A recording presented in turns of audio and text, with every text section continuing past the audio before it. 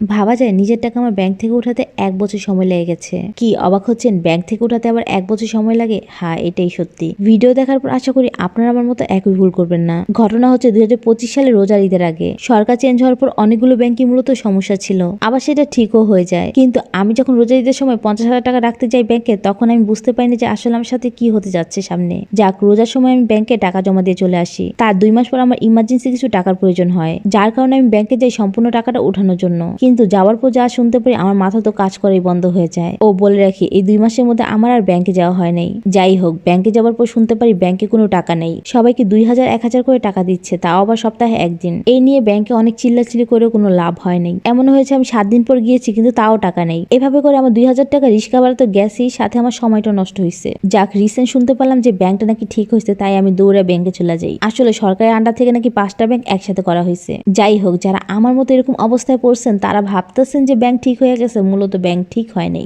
Bank থেকে বের হয়ে চলে যাই আমার প্রয়োজনীয় জিনিস কিনতে। কেনাকাটা শেষ হওয়ার পর আমি চলে যাই ডোমিনোজে। যখন থেকে এই অফারটা চালু হয়েছে আমি অনেক ডোমিনোজ আসছি। আমরা এখানে কি পরিমাণ আসছি যে আমাদের দেখে ফুড ডেলিভারি ম্যান চিনে গেছে। ডোমিনোজের পিজা অনেক টেস্টি হয় এবং দামও বেশি হয়, তাই এমন লোভনীয় অফার পেলে কে ছাড়বে। তাদের এই চকলেট বানটা তো আমার অনেক মজা লাগে। যাক, ডোমিনোজের পর আমি চলে যাই আবার একটি ব্যাংকে। যা বুঝতেছি আজকে আমার সারাদিন ব্যাংকেই কাটবে, কারণ এই ব্যাংকে টোকেন নিয়ে দীর্ঘ সময় বসে থাকতে হয়।